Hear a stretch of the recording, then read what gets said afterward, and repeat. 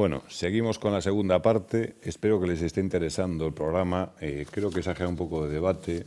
Hablan desde la parte empresarial, pero sobre todo de la parte personal. O sea, porque realmente vivimos en viviendas. O sea, yo quería meter este tema en la legislación. Es ingente. Como bien me decía Eva esta semana, me dice, yo no voy a hablar, yo voy a estar aprendiendo lo que dicen ellos, y en el fondo es así. ¿Qué pasa? Que me gustaría llevar este tema a la parte personal y entramos ya en cómo está en ese momento Seganosa, que imagino que seguirá haciéndolo, formando a las personas y concienciar que cada uno podemos evitar riesgos, que obviamente el riesgo puede ser asumido, pero hay riesgos que pueden llegar a ser mayores. Y tú, Arantxa, antes, ¿en qué nos querías...? Pues yo iba a presumir que yo sí que he pasado por Seganosa, porque hay profesiones que es obligatorio pasar por un curso de prevención, de extinción de incendios. En este caso, los transportistas, también las empresas transportistas, tenemos que formar a nuestros trabajadores en ese sentido. Y no son un par de horas teóricas, es práctica, es ponerte un traje que pesa una barbaridad especial para acercarte a ese incendio. Te enseñan de una manera, vale que estás en una manera en calma, no estás en un momento crítico de impacto, ¿no? Pero cómo tienes que moverte hacia el fuego, cómo no tener miedo. Por eso entendía perfectamente lo que estabas diciendo, eso se aprende en Seganosa. Como transportista sí que yo también he ido a la formación con mis compañeros, y desde luego es algo que, fíjate, a lo mejor suena muy friki decirlo, pero como una actividad para hacer en familia, el acercarse a Seganosa, a probar, a abrir un extintor, a que se familiaricen los niños con un extintor. ¿Cómo se tiene que echar el extintor sobre la superficie? No es ahí, no sé, en las películas también creo que han hecho mucho daño, de apagar fuego. Pero como una actividad en familia, el saber primeros auxilios, el saber utilizar un extintor, el saber, lo que decías, lo de las regletas, ¿quién se lee el papelito que traen las regletas? Que te informan de los peligros que tienen. Vamos, yo no me lo leo, yo me lo he empezado a leer cuando he tenido que tener regletas pues en la oficina para tal, porque claro, es un fuego que sería eléctrico y tengo que tener otro tipo de extintor, no me valen los otros extintores. Entonces yo creo que a veces las actividades de familia, cuando son también didácticas en este sentido, que es de prevenir, incluso salvar vidas, porque sabes hacer un buen uso de una herramienta, os puedo decir, público, que es divertido, de verdad, es divertido y no es de frikis, pero es divertido y necesario. Y eso era lo que quería decir, que yo también he pasado por esas aquí yo manos. creo que hemos pasado unos cuantos. Buena experiencia. Estás abriendo una nueva vía de negocio. Hombre, una actividad familiar preventiva. Sí, yo creo que sí, eso. No sé qué dirían las empresas estas que se dedican a paintball, que en las familias, en lugar de ir a pegarse tiros de pintura, fuesen a extinguir incendios. Pero es una buena sugerencia para remolcar, ¿no? O para la antigua escuela de negocios hacía odores en Seganosa por algo. Seganosa, bueno, pues haga ese tipo de cosas. Entre que te pones, aprendes cómo es el fuego, que enseguida ves también por el color, bueno, pues sabes tú más, pero es muy didáctico y aprendes jugando. ¿Quién te iba a decir que vas a aprender jugando con un fuego controlado? Evidentemente que estás con profesionales. No, es verdad. Y aparte es fácil, es decir, es un aprendizaje muy fácil. Vamos a ver, estamos hablando ya del punto final, es decir, ya hay fuego, ¿no? Ya, claro. Pero es verdad que es una didáctica muy facilita, ¿vale? Es conocer lo que llamamos todos el triángulo del fuego, por qué se produce el fuego. Y después, ¿cómo apagarlo? Pues rompiendo el triángulo del fuego. Claro. Y eso lo consigues como... ¿Cuál es el triángulo del fuego? Pues el triángulo del fuego es muy clarito. Tienes un comburente, un combustible y una fuente de ignición, que pasó al tetrado del fuego posteriormente, porque eso es el inicio, pero después hay una propagación. ¿Vale? Entonces, es decir, si tengo combustible, tengo comburente, que normalmente es el oxígeno del aire, y tengo un elemento ignitor, sea la cerilla, sea el chispazo, sea lo que sea, tengo fuego, tengo un material combustible. Si elimino uno de ellos, se rompe. ¿Y qué consigo con un extintor? Pues desplazo el oxígeno del aire y se me apaga el incendio. por ejemplo. Si echo espuma, pues me tapa lo que es la capa del oxígeno de la capa del combustible y es decir, es lógica pura. Pero sobre todo el hecho de que no tengan miedo a eso, al extintor. Y otra cosa que yo recomiendo, y ya es fuera de legislación, porque es verdad que a lo mejor entrando en casa de cada uno es fastidiado, pero no cuesta nada en nuestras casas tener un detector. Unos detectores de fuego que pueden ser más seguros utilizando a lo mejor el óptico, el térmico, porque muchas veces es fastidiado el utilizar el iónico, que es el que lee el humo. ¿Por qué? Porque si lo pones cerca de la cocina, los humos de la cocina te lo hacen saltar. Si lo pones cerca del baño, los vaos de la ducha te lo hacen saltar. Entonces a lo mejor pones un óptico y te vale, o un térmico que salta por temperatura. Pero eso salvaría muchas vidas. ¿Por qué? Porque la mayor parte de la gente que está muriendo ahogada, o sea, asfixiada. ¿Por qué? No se llega a quemar, pero la cantidad de humo que produce lo que es la combustión no les deja respirar. Entonces después no aparecen quemados, pero es posterior si aparecen quemados, pero no antes. Son 2, 3 detalles que, digamos, no es complicado y es fácil de solventar. Vale.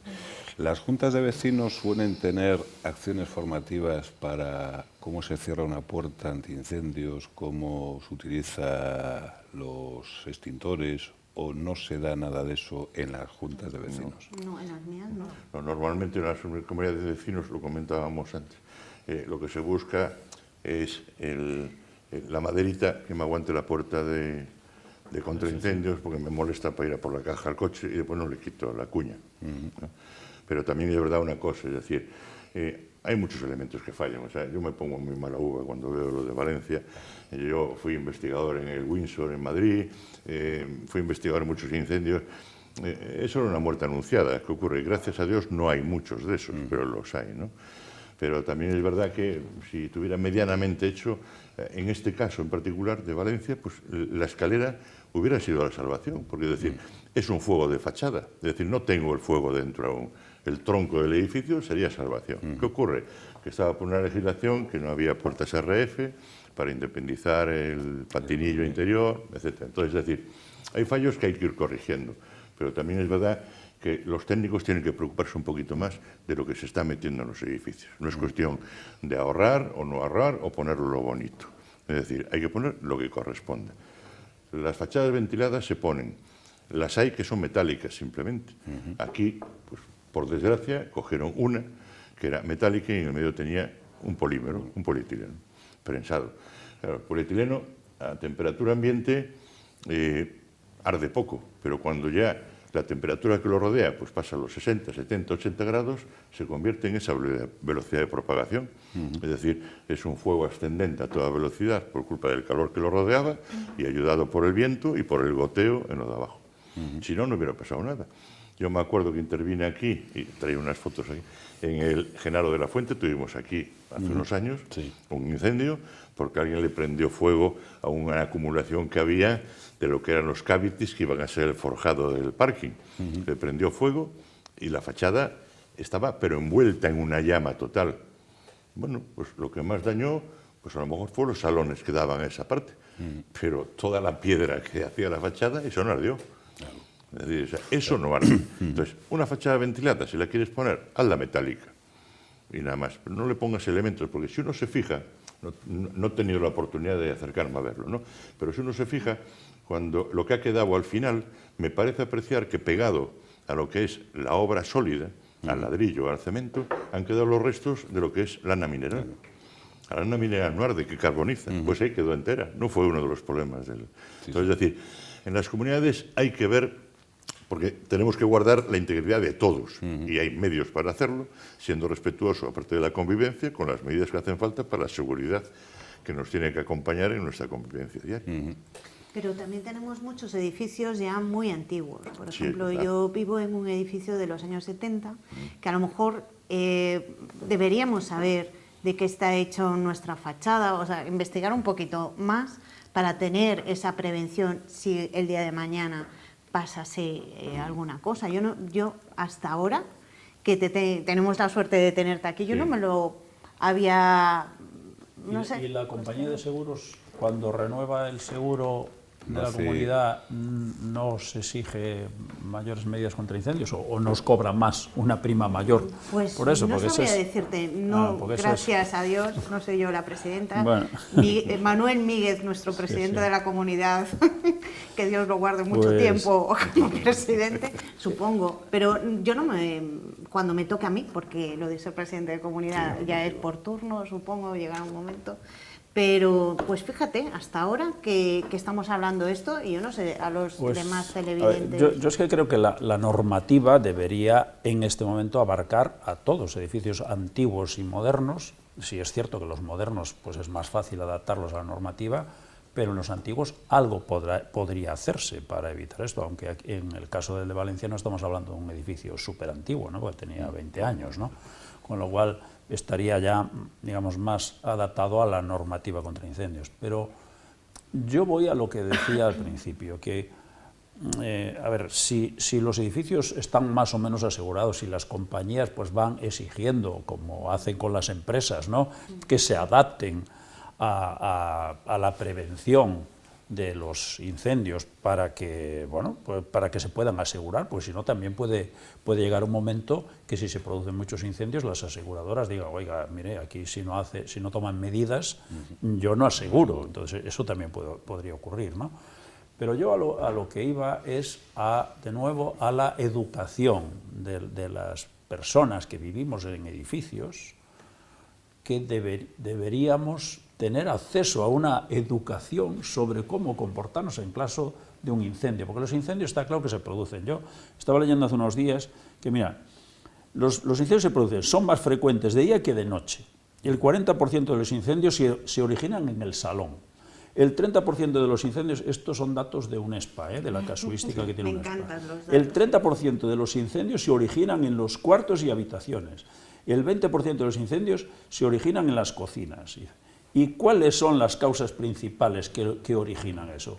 Pues lo que comentábamos antes, inexistencia de elementos de prevención y extinción de incendios. Hablabas tú del detector de humos. Sí. Yo hace muy poco tiempo, en unas jornadas organizadas por la Fundación INADE para prevención de riesgos, un empresario de un polígono muy importante de Galicia decía ante el auditorio que él había perdido su empresa por 300 euros. Eso es muy valiente. En un incendio. Dice, ¿y cómo por 300 euros?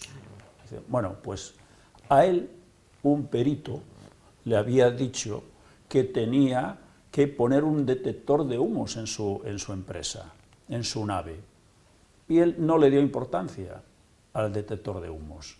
Se produce un incendio y, como no había un detector de humos, cuando el incendio ya se hace visible, la nave se destruyó completamente. O sea, él perdió su empresa, pero ya él era la tercera generación de esa empresa. Es decir, él perdió la empresa de sus abuelos y de sus padres por no poner un detector de incendios. Entonces, lo estaba diciendo ahora Genaro, pues si un detector de incendios cuesta 70 euros, dice, pues, joder, ¿cómo no tenemos esa cultura de prevenir el riesgo si tú, joder, porque 70 euros te los gastas en cualquier cosa, te los gastas casi, si me apuras, en un ramo de flores, pero no en un detector de incendios de tu vivienda que salva a tu familia del incendio y salva tu patrimonio. Ahí donde Eva sí podría decir algo desde el punto de vista de las personas. Y además me parece interesante esto por lo que dicen, ¿no? Por un tema que es el tema de a nivel psicológico, no es lo mismo cuando alguien vive una catástrofe que viene de algo natural, un desastre natural, ¿no?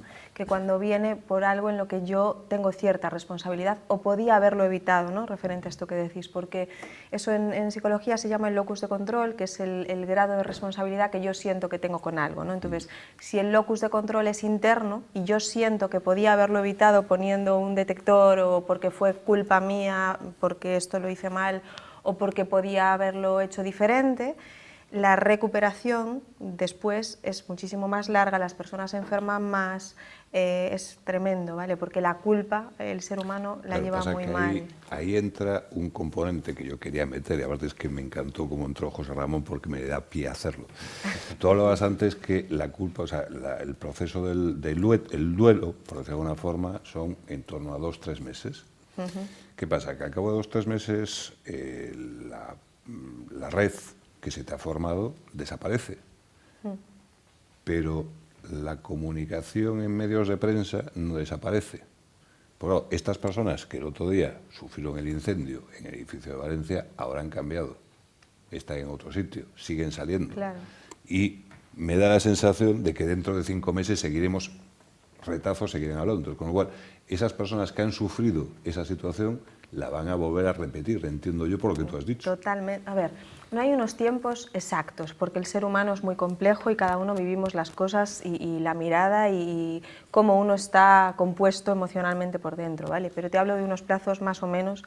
Los 2 meses iniciales son donde la persona está un poco en shock y es el mayor momento de crisis, ¿vale? Las primeras 3 semanas en concreto, ¿vale? Digamos que los 2 meses en general la persona integra lo sucedido y empieza a tener ya pues, más recursos, más herramientas, bajan las pesadillas, hablo de casos bueno, pues, graves, ¿no? ¿Qué pasa? Que sí que es verdad que al inicio, cuando hay mucho impacto social, por ejemplo, este incendio de Valencia, pues las 3 semanas iniciales hay un montón de apoyo social, de apoyo familiar, estás como muy pendientes, estas personas reciben mucha atención y mucho acompañamiento. Cuando pasa ese tiempo, eso va disminuyendo, porque la gente a la que no le ha pasado, aunque es verdad que para mí existen varios tipos de víctimas, que no son solo las víctimas directas, ¿vale? Sino que hay víctimas indirectas, que son familiares de estas personas, víctimas de los que ayudan, o sea, hay más víctimas, ¿vale? Pero empiezan a desaparecer, porque la gente sigue con su vida. Que estén todo el día en las noticias poniendo esto no hace más que perturbarles y reabrirles la herida, ¿vale? Que ya reabren solos muchas veces sin necesidad de ningún estímulo externo, ¿eh? Pero si encima te están poniendo todo el rato en la tele esto, obviamente no les ayudan, ¿vale? Y lo que más necesitan estas personas, ya digo por otro lado, es justamente después de los 2 meses todo ese apoyo social y familiar, que en la mayor parte de los casos no es cuando más lo tienen más al principio, que es cuando menos lo reciben porque están en shock, lo necesitan más después, cuando se amaina un poco el temporal. Entonces, bueno, yo diría que en los medios paren. Hay otro punto muy fundamental en lo que dices y que requiere muchas veces más gusto servicio que al principio. Yo ya sé en el sinistro de incendios, pues sobre todo en el del consorcio, porque llevo 42 años viendo catástrofes, ya sea Lorca o todo lo que sea. El gran problema es que el primer, digamos, sopapo lo llevan cuando ocurre el siniestro. Pero por desgracia, el segundo sopapo, dado que la cultura del seguro en este país sigue siendo muy pobre, lo lleva cuando le dicen lo que va a cobrar del seguro. Es decir, él pasa eso, digamos, medio se convence de que el seguro le va a pagar, pero resulta que tiene el seguro mal hecho. Entonces resulta que no le da para recuperar lo que tiene tampoco. Ya no hablamos de la foto del abuelo, ni de la abuela, ni del papá. Es que no le da para poner la cocina para seguir cocinando y comiendo. Es el segundo. El segundo castañazo que se lleva a la gente y es fastidiado, es muy fastidiado. Yo por eso, cuando ocurrió esto de Valencia, decía yo no quiero hablar de lo de investigación, no, porque me van a poner la prueba, seguro, de lo que si digo algo que no. Pero hay una cosa que era decirles claramente, mirad, lo habéis perdido todo, ya no hay nada que hacer. Me hace gracia alguna noticia que tengo aquí, los vecinos tienen que decidir si se tira el esqueleto o no se tira, eso no lo decía el vecino, eso lo tiene que decir el arquitecto municipal o quien sea, pero no ellos, ¿no? Entonces, pero que tengan en cuenta eso, es decir, se encuentran en una situación que es muy mala, nadie la quiere para sí, ni para sus allegados, ni para nadie en general, creo, pero tienen que acordarse, tienen seguro, será malo o bueno, pero que se acuerde que pueden tener hasta 4 seguros. Pueden tener un mal seguro, pero hay un seguro de la comunidad. Seguramente tienen seguro la hipoteca. Seguramente si tienen inquilino, el inquilino tiene seguro. Todos son a sumar. Que no se preocupen de que se lo tengan mal. Que se acuerden de que interésense ustedes por cuántos seguros tienen en su propiedad. ¿Vale? Porque eso le puede ayudar a no llevar el segundo batacazo.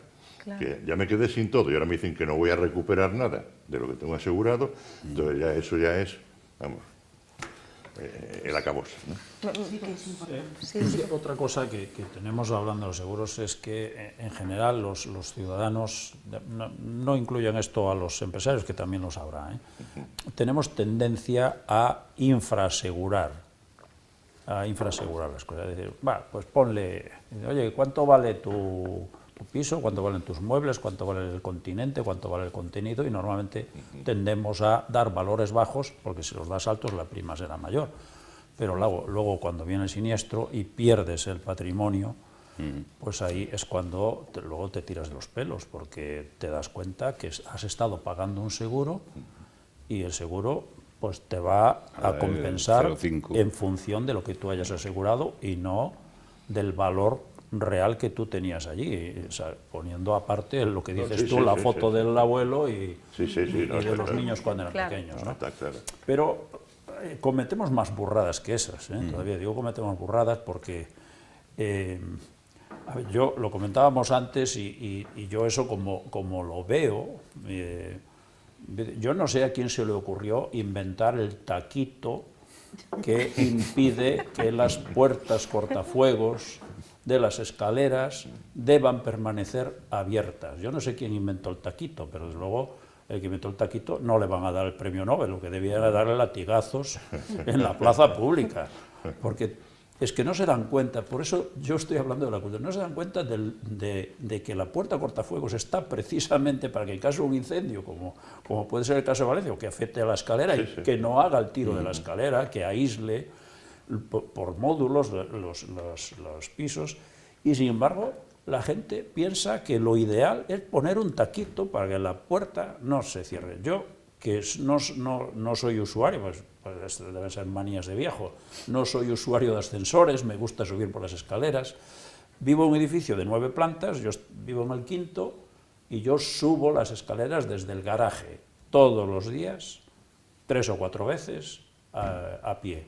Y voy cerrando todas las puertas cortafuegos de la escalera, pero todos los días tengo que sacarle los taquitos y tal. Y al día siguiente vuelve a estar el taquito en la puerta. Entonces, yo a lo que voy es a que tenemos que crear esa cultura del riesgo, de evitar el riesgo. Y esto, pues yo creo que si las normas más o menos, lo decía yo antes, las normas más o menos están claras, ¿no? Bueno, si se cumplen, digamos que puede ser mejorable las normas, pero más o menos son aceptables, pero después está esos usos y costumbres de la gente en gestionar mal, digamos, los mecanismos que te permitiría pues, evitar un incendio, ¿no? Pues si el detector de humos a mí me parece un ejemplo magnífico para que la gente que nos está viendo lo entienda, pues es que yo en mi casa yo no tengo ningún sistema de prevención de riesgos puesto por mí, en las que tenga el edificio, pero yo no he puesto nada dentro de mi vivienda. Entonces, pues mañana ya me voy a comprar un detector de humos, porque bueno, pues oye, por lo que cuesta un detector de humos, pues me puedo evitar tener un disgusto en mi casa y provocar un incendio que todo el edificio se vea afectado, ¿no? Pues yo voy a eso, a que necesitamos crear la cultura para evitar los siniestros en los edificios, y esa no existe, no la tienen las comunidades propietarios, no la tienen ni en los garajes, porque al final, oye, en el incendio de Valencia parece ser que los garajes se salvaron. Sí, no, y la planta baja. En la planta baja. Había un solape entre la planta baja y la entreplanta que sobresalía a la fachada, eso hizo de cortafuegos.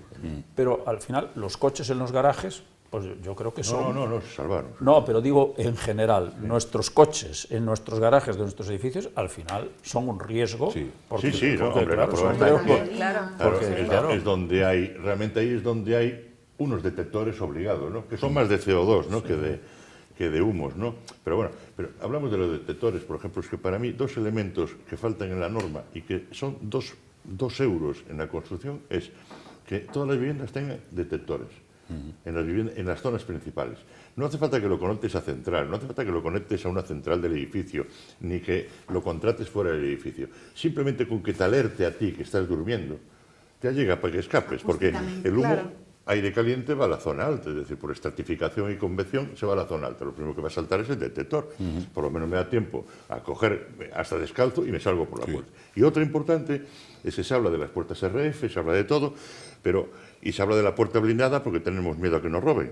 Pero la puerta de entrada, aparte de blindada, debía de ser RF, porque compartimentaría menos. Exacto. De todas formas, como hemos visto todos, y gracias a Dios, entre comillas, todos los incendios que se dan normalmente afectan a una vivienda. Es verdad que a lo mejor puede llevar consigo el fallecimiento, pero hoy por hoy, de ahí hablan del protocolo. El protocolo que tenemos en España está referido al edificio tipo que no arde por fachada, sino que arde por lo que es viviendas. Entonces, da tiempo a que métete en tu casa, métete en el sitio último, porque no te va a llegar a ti en condiciones normales.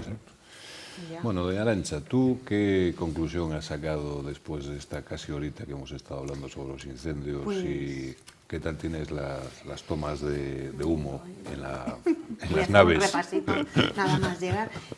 Fíjate que en la parte de industria, perfectamente. Es más, por la parte profesional, pues estoy preparada pues para tomar medidas si hay un incendio, si hay hasta un paro cardíaco, hay de todo, ¿no? Pero esa es una formación que he recibido por mi parte profesional. Si no estuviera en el sector en el que estoy, medio ambiente y transporte, probablemente no la tendría. Por eso, sí que recomiendo tenerla, porque además es una formación muy práctica, que es casi como un juego, fíjate, ¿no? Sí, Con lo importante que es casi como un juego. Después añadiría a lo que han dicho mis compañeros de la parte de prevención, la parte también de mantenimiento. Al igual que la industria, el mantenimiento hay que cumplirlo a rajatabla por las garantías y por todo, porque va también dentro de lo que es la cobertura del seguro, el tener mis máquinas con un mantenimiento correcto. ¿Qué pasa en las casas? El mantenimiento de esas regletas, el mantenimiento de la caldera, el mantenimiento de la campana de humos. No tenemos tampoco esa cultura del mantenimiento. Incluso, sin ir más lejos, el mantenimiento pues de los platos de ducha para que no haya fugas, ¿no? Son cosas que todos sabemos que pueden pasar, pero no hacemos nada. Después, ahora me estaba acordando de un anuncio que hay de una aseguradora, que ya el anuncio es, si me traes el seguro de tu coche, te lo rebajamos. Digo yo, con todo lo que lleva detrás un seguro, ¿cómo pueden hacer una publicidad de precio? O sea, que lo que van a reducirte es el precio. Si te reducen el precio, te están reduciendo la parte que te van a cubrir. Seamos prácticos, seamos realistas con lo que estamos teniendo entre manos, que es nuestro patrimonio y ante eso no debemos regatear. Es lo que yo me llevo. Está en nuestra mano vidas y nuestra casa, todo lo nuestro. No hay que regatear ahí. Y desde el punto de vista psicológico, ¿cómo las personas pueden enfrentarse a esta vida que tenemos, que no hay nada seguro? Lo único seguro es que acabará.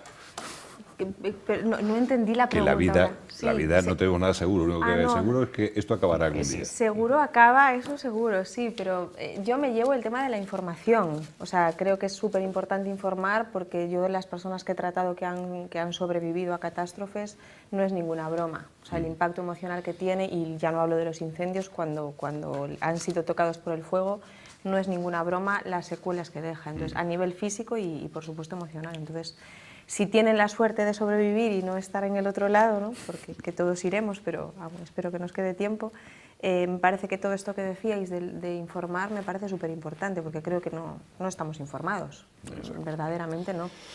Entonces nada, pues esto está llegando a su fin, estamos en invierno, cuidado con el brasero, Jocar y Academia Postal seguirán patrocinando este programa.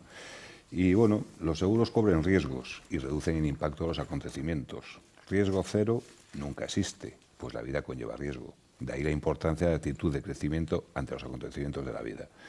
Entonces, en la próxima reunión de vecinos, por favor, soliciten cómo funcionan los extintores, dónde está la salida de emergencia. Y no sé que suena un poco fuera de lugar, pero obviamente todo esto es por una cuestión de que la situación económica no está bien y claro, para tener coberturas tienes que pagar. Pero quizá lo mejor es preferible tomar menos cafés y pagar más un seguro. Que tenga buena noche y que descansen mucho.